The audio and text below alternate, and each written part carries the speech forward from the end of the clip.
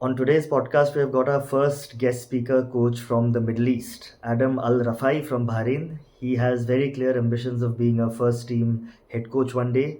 His uncle was quite a established football person once upon a time, and he has taken the right steps coaching at youth level and also has done a lot of scouting with the Bahrain Federative Association, with the Bahrain youth teams, with Cordoba FC, with First Point USA. So today's podcast is all about understanding his journey, how he's going from he's got 7 years of experience, how he started off, what his plans are for the future, and how he plans to achieve them. He also gives a very good perspective of scouting and talent identification. So tune in. I'm sure it's going to be helpful. So here's a new episode. I'm happy to be with Adam AlRafaei, a coach who has done scouting. He's from Bahrain. He's done work with the Bahrain Football Association. He's worked with the under 15, under 17, and under 19 teams within different environments. So Adam, thank you for being on the show. How are you? Good. How are you? I'm good. I'm good. Thanks. Thank you for taking the time out to spare Thanks. time and tell us more about yourself as well as Bahrain. So I would like to know what's your journey been like? Thanks for having me, Coach Ryan. Just wanted to say today's Bahrain National Day. So happy National Day. Um, so my football journey basically tough because I did not play football as a kid growing up. Um, I'm an AFCB licensed coach, an AFCA candidate. I've started my coaching journey because I always loved the coaching aspect in football as a kid. Yeah. My uncle was a coach who reached the fourth place in the under 16s 1989 World Championships in Scotland, which is basically, I think, the World Cup for under 16s at the time, which is Bahrain's biggest achievement, I think, internationally. Being from a small country with around 1.5 million in population, it's a big thing. Football in Bahrain is our main sport. And I remember watching his matches growing up as a kid, seeing him win the National Cup in 2006 with the Najma Club. So later on, I developed a habit of playing a lot of football coaching games. So football manager, soccer manager, FPL, whatever game you name it, I played it. Yeah. I just like the tactical aspect, the strategy type games, you know. So one day went on YouTube, how to be a football manager. They said contact your local FA and try to start from there. So contacted my local FA, got my D license around 2017 after I graduated from college. So at the time, I didn't know what I wanted to do in life. Basically, just went to study. So I've been in coaching for around 7 years since I started my D license to where I am now. Got my C license later on in 2018, early 2018. My friend contacted me telling me there's an ad for a football academy. Why don't you join? You have your C license already. So I was like, okay, why not? Yeah. Went in, sent in my CV, did not have any experience at the time. Said, just for the heck of it, why not? I already have my C license. So contacted Winners Football Academy at the time. The owners were Fawaz Al bin Muhammad and Ibrahim Al Sadeh. They gave me the opportunity to shadow many foreign coaches and work as an assistant coach at the time. You see, here in Bahrain, not a lot of local coaches could speak English. So I had that basically because I spoke English very well. So uh, they gave me the job because I spoke English. Uh, Having said that, most of my jobs at the moment are because I speak English. So it's a big thing here. Quite humble of you to Uh, say that. so in Winners, they started off as a small club, small academy, basically, which turned into a club in Bahrain and turned into a club in Saudi Arabia. They opened another branch basically in Saudi Arabia, and they're under the umbrella there of the Saudi Arabian Football Association. Um, so Winners Academy, they gave us a lot of experience basically with a lot of foreign coaches because mostly coaches get contracts through yearly basis. So once, twice a year, you see coaches changing. Yeah. So you get to meet a lot of people.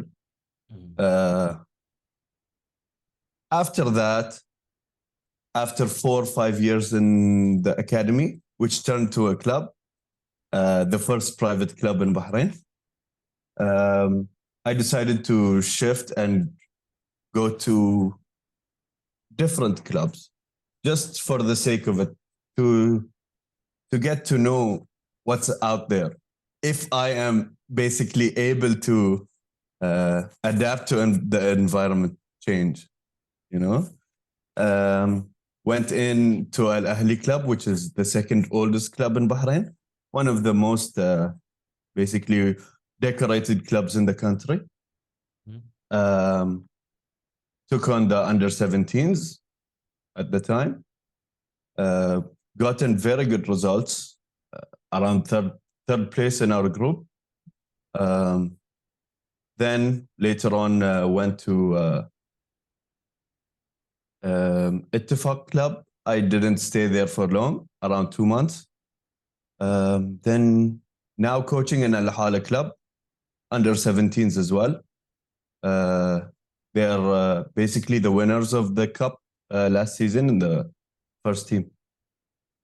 Um, yeah, and currently I'm working as a secondary for the Bahrain national youth selection team, which is basically going to be the national team going forward. Um, so a scout or a talent coach came in from FIFA just 2 months back uh, for the FIFA talent development scheme headed by Arsene Wenger. So they're starting basically to reduce the difference between European national teams and Asian national teams Mhm. or smaller national teams Yeah. to try to keep the level of football. So yeah, he's going to be here for 2 years. Basically, I'm the translator there. Um, Same thing because of the English helps a lot. So yeah, Well, I mean, your English, it's humble that you're saying it's because of English that you're getting jobs, but then you've also backed it up with fantastic results. And what a start it is to your journey. I'm sure that you've just begun on your expedition towards achieving a lot. And you are from Bahrain, based in Bahrain. So can you tell us what the football structure is like, both at professional as well as youth level in Bahrain? okay. So sports in general in the GCC, Middle East, or in Asia, Yeah. not just in Bahrain, is growing. So I wanted to be part of that. I've seen that 7 years back. I've seen the path it's going through, and I really want to be there. Basically, have a slice of that cake. So you see teams basically the Saudi Arabian team in the World Cup winning, beating Argentina, the only team that beat Argentina in the World Cup. It's a big thing here in the GCC. Qatar holding the World Cup in 2022, as well as Saudi Arabia going to hold the World Cup in 2034. It's basically growing here in the Middle East. So you see a lot of the countries here are turning professional. We are still a semi-professional environment. Qatar and Saudi Arabia have already turned professional. Um, Basically, in Saudi now they have Cristiano, Neymar, Kante, Benzema. You know, Qatar had Xavi, Santi Cazorla, Raul, Juninho. Same thing in India, I think. Del Piero, Nesta, Robert Perez, David Trezeguet. Yeah. A lot of big names. Same thing in China as well. Yeah. So currently here in Bahrain, at the first team level, it's semi-professional. We have two divisions, 12 teams in each division. Uh, we have big names in Asia, such as Mahara Club. They won the AFC Cup 2008 and 2021. Because it's semi-professional, we don't really get to the Champions League, basically of Asia. At the youth level, it's mainly academies. Anything under 15 is usually academies, private academies that handle everything. Yeah. Then from the under 15s, under 17s, under 19s, and under 21s are under the umbrella of the Bahrain Football Association. Okay. So they have their own leagues there. Basically, how it works here in Bahrain is starting from the under 15s, going up. We have two legs. First leg is divided into two groups, 12 in each group, 12 teams. Top four against the top four of the next group would go on to play their own league. So there's in the first leg, it's two groups. In the third leg and the second leg, it's three groups. Mm-hmm. Top four, then fifth to eighth, then ninth to 12th. Okay. Yeah, so that's how it is here. And you have, within such a dynamic setup, you have also been scouting for the Bahrain Football Association. So, before we get into how you did it, what exactly motivated you to take up scouting? Because, as Uh, far as I understand, you are from a coaching background. So, how did that? yes, exactly. Exactly. You see, my personal goal is basically to be a first team head coach. Like my uncle, Yeah. I really want to take that path. So it's a very common goal for many aspiring coaches. But in my opinion, as a head coach, you have to be knowledgeable in all aspects of the game, whether it's goalkeeping, analysis, scouting, physical training, first aid, you know, whatever, all the sciences involved, just know everything. Right. So in my coaching journey, I've taken a lot of courses just to be familiar with a lot of things.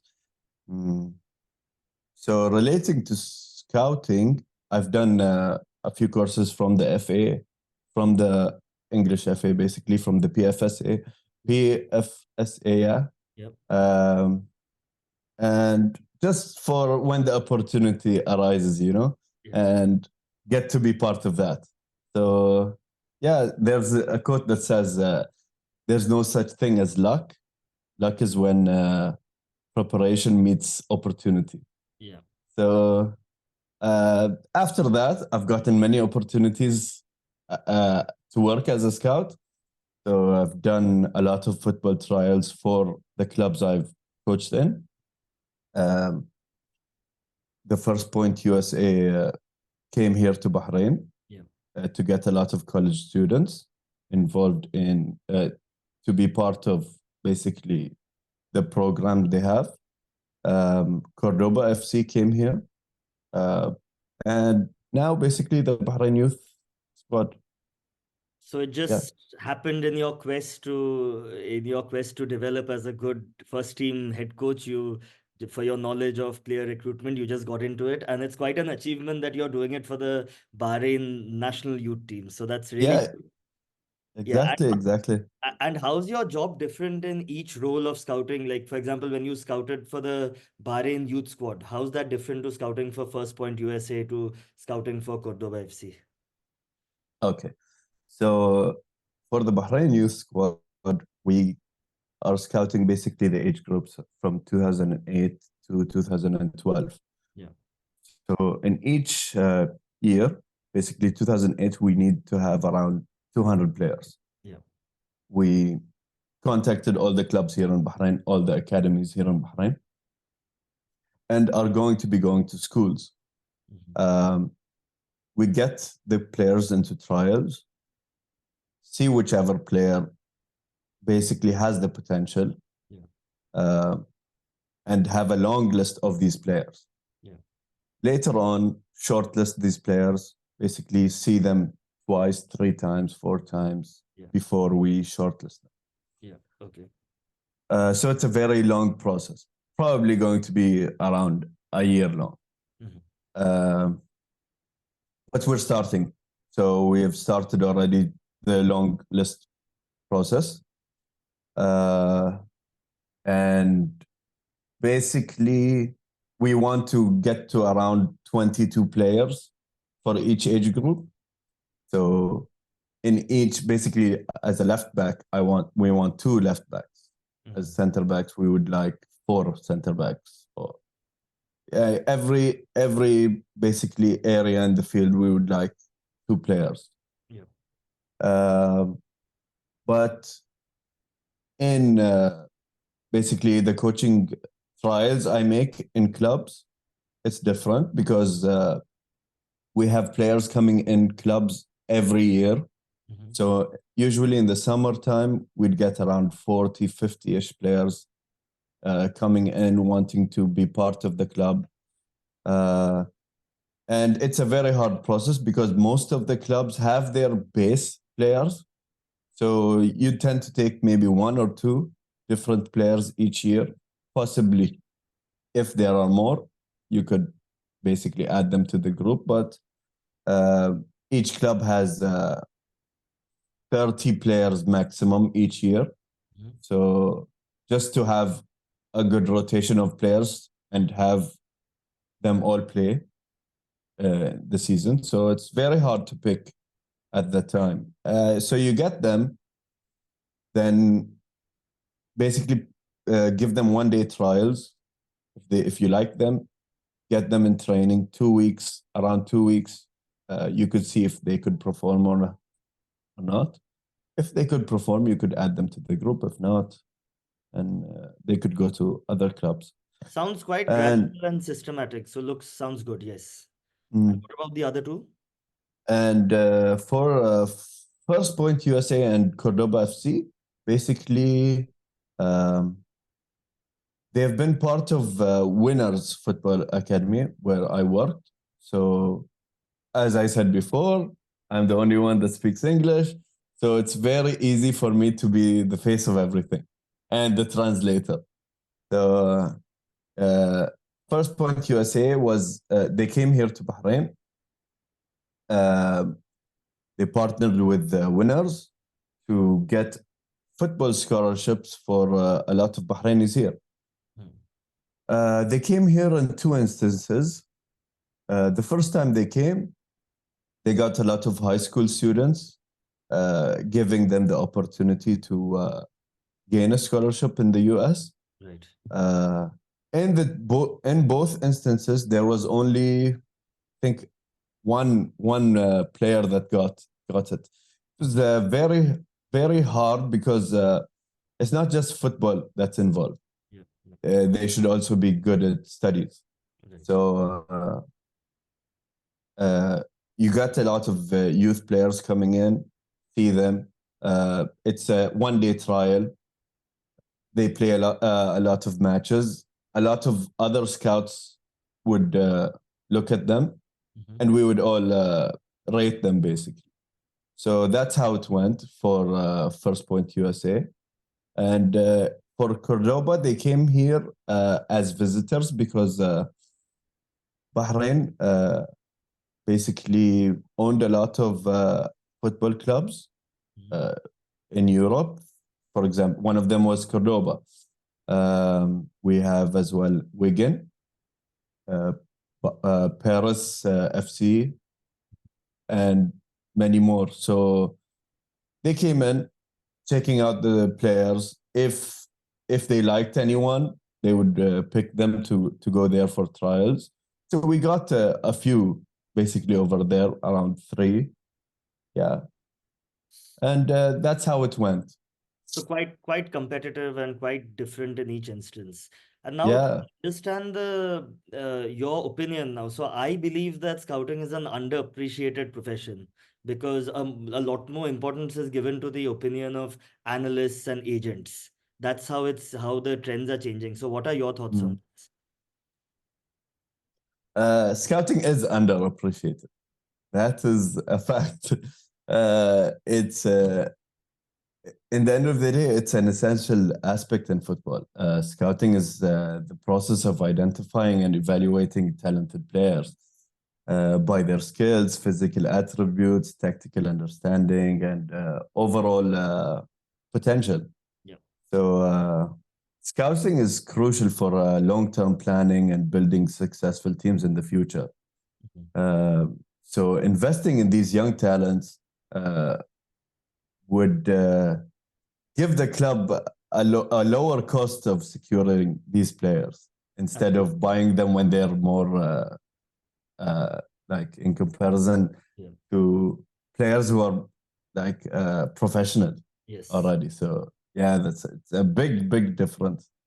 Mhm. Yeah, so that's So what I view scouting as something very important. But a lot of coaches would see that they think that they could also do that, so they don't need scouting. You right. get it?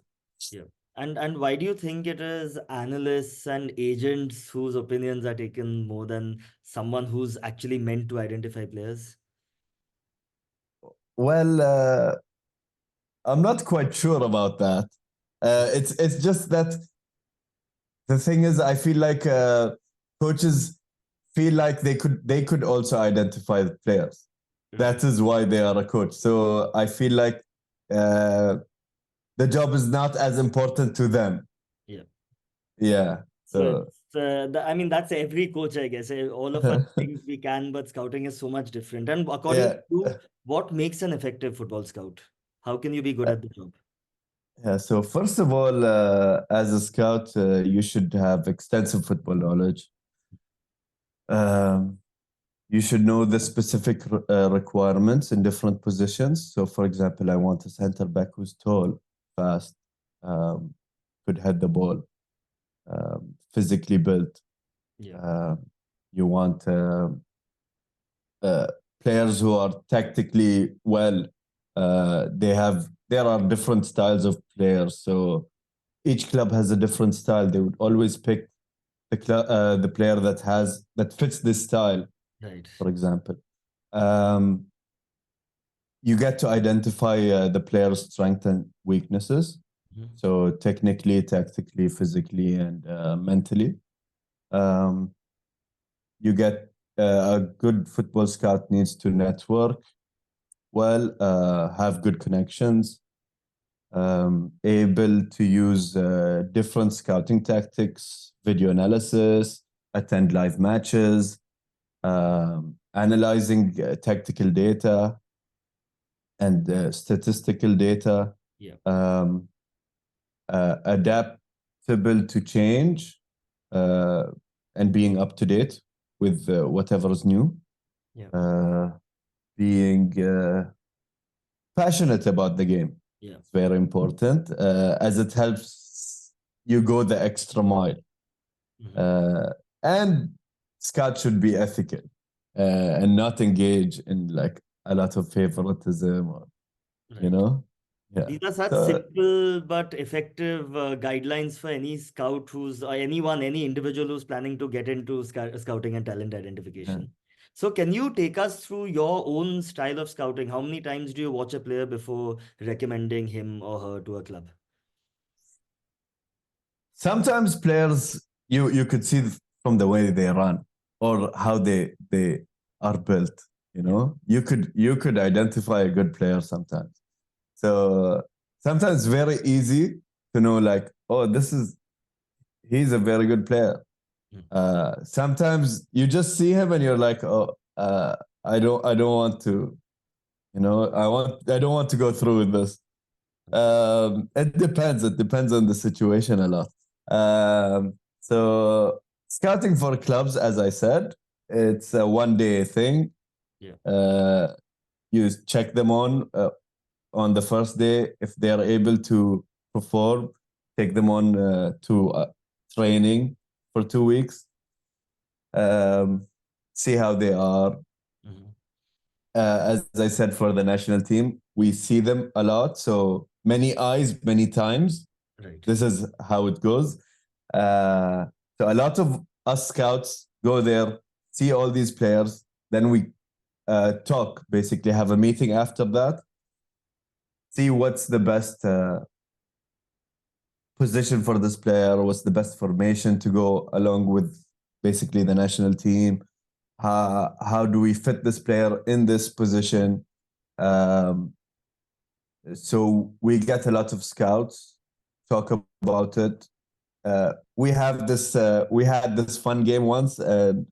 Basically, we saw all these players in this age group, and basically each scout would make a formation of their own.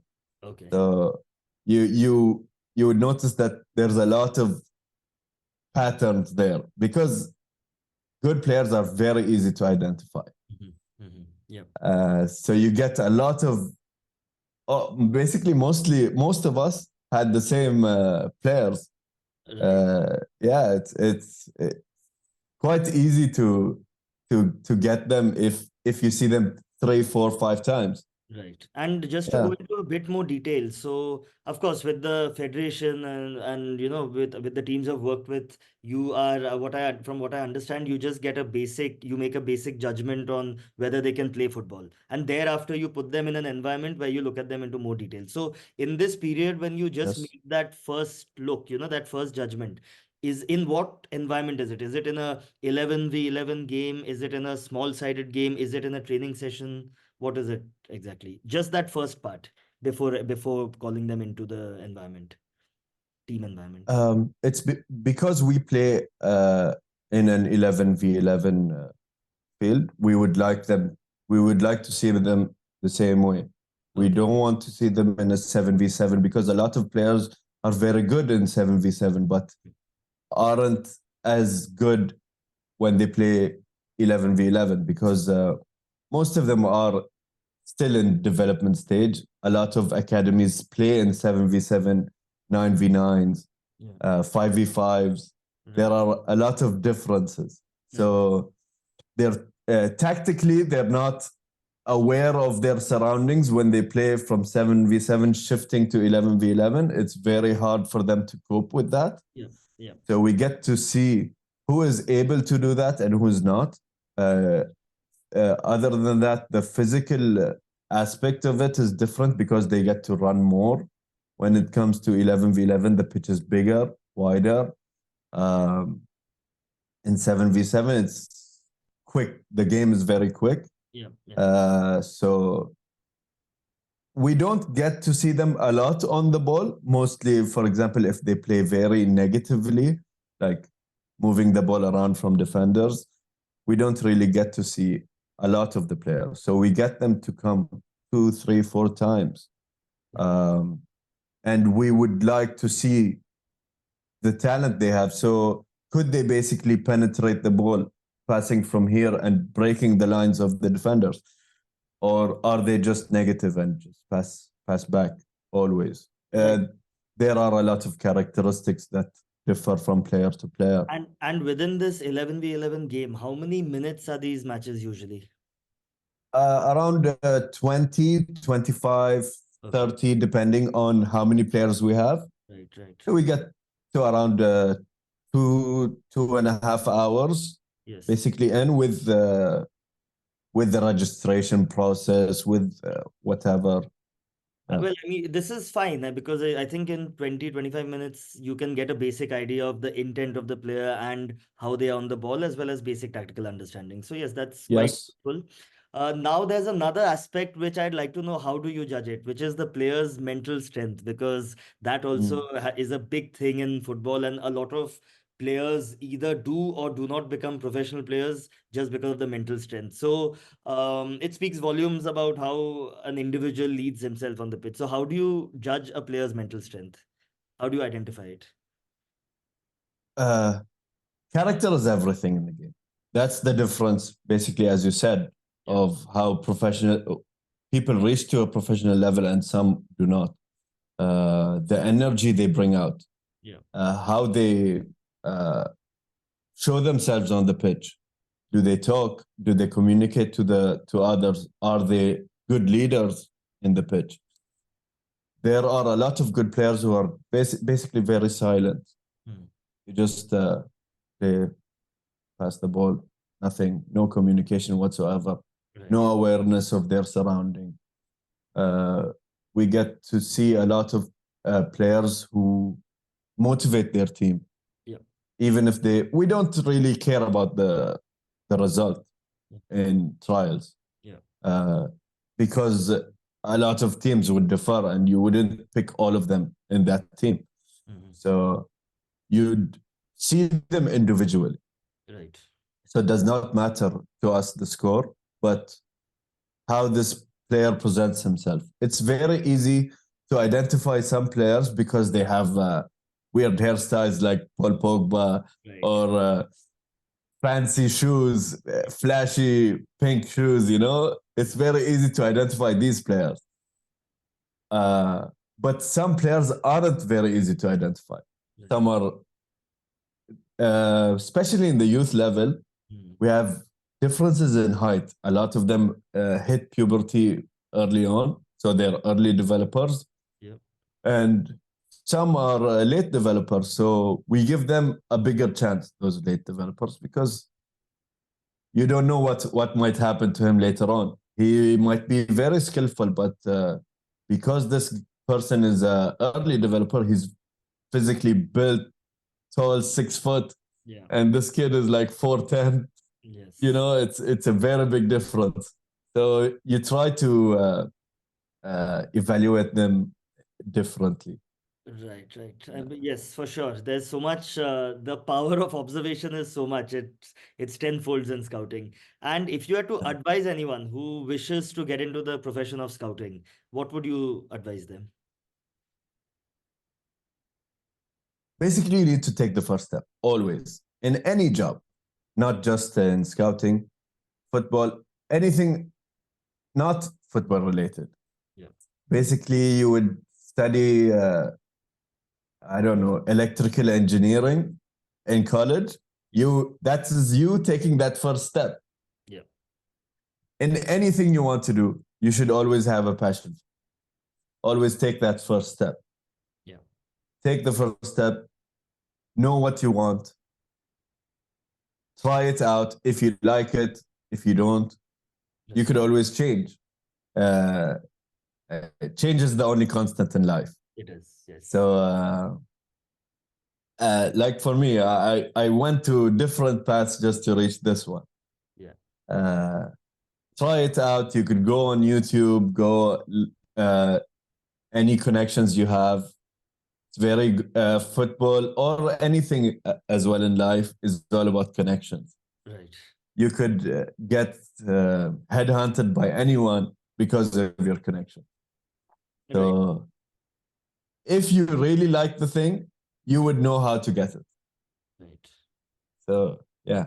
So, when you spoke about connections, I just wanted to get you to emphasize a bit more because it's so important. And also, I believe, so for example, you're on the WhatsApp groups like Ask the Coach, you're on the WhatsApp group of Jobs for Football, you have Yeah. quite an appealing CV. So, can you just shed some more light on basically making yourself known or being there, being visible? As I said, when I first started coaching in Bahrain, I did not know anyone. Yeah. going in a lot of courses, I get to meet a lot of people. Yeah. Going in, basically putting my face everywhere Yes. is the easiest way to get people's attention. Being here with you, Yeah. getting to know you. Yes. Slowly, I might be familiar with a lot of your country's background and football environment. Indeed. Uh, the same thing as when I'm in as the coach group Yeah. or in other groups. Yeah. I tend to basically be familiar with everything around me because I don't want to be like a dinosaur coach which just thinks of what he has at the moment and that's it. Right. No, you always strive for better. Yeah. Always try to be out there, outgoing. A lot of social media is changing. Mhm. A lot of the kids, a lot of the people are on social media. It's very easy to identify people there. Once you get known, you will get more jobs, you will get more opportunities, especially now as I'm coaching in the youth level. A lot of the kids know me as well as in the national team. Yeah. Same thing. A lot of kids, parents. So then slowly, later on, 5, 7 years, you don't know, all of them would basically know you. Correct. That's how it goes. Yeah. And you try to work in internationally as well, not just nationally. So the same way as you're doing it, Yeah. you know, go here on YouTube, Instagram, post everywhere, talk to a lot of other coaches, Yeah. uh, basically know the football community as a whole. Right. So it's visibility. So Visibility is so yeah, important. Yeah. So exactly. this was fantastic. Now I always start every podcast with wanting to hear the journey of the guest from their own mouth, and whenever we end, we always want to know what the future plan is. So can you tell me what's your future plan going ahead in your individual career? I'm planning to finish my A pro license, AFC pro license, Yeah. get my pro license, get a master's in football Yeah. and analysis Yeah. because I plan to work as a first team head Yeah. coach, Yeah. uh, especially nationally at the moment. Uh, so I want to get to know a lot of the coaches at the moment nationally. Uh, get out there, mm, have them know me. Right. So I try to be. I want them to acknowledge my existence, see uh, how I could perform at that level. So slowly, basically, putting my foot in the national team is very helpful. Mhm. It will gain me a lot of connections, Yeah. uh, and that is how I want to see myself in basically 15, 20 years from now. Yeah. Basically, got my all my badges, got my master's degree, hopefully, Yeah. um, just to be, just to basically have a better CV Right. because most of the coaches would basically show in around when they're 40, 45-ish. Yeah. That's, I feel like, a very good mature level, Right. not as young as the players, you know? Uh, Yeah. yes. So, yeah. And you will also have a very good knowledge of you won't have a problem of identifying good players in that process. Yes. So yes, it's good. I mean, it Hopefully. really sounds like a good plan. You want to do your pro license, have an academic Mm. qualification as well, master's degree, and you're doing scouting, and you're also coaching regularly at youth level and hopefully in the senior level. So this was a wonderful chat, Adam. Thank you for joining all the way from Bahrain and taking time out on this day. Thank you so much. Thanks for having me. Thanks for having me, Coach Ryan. Thank you.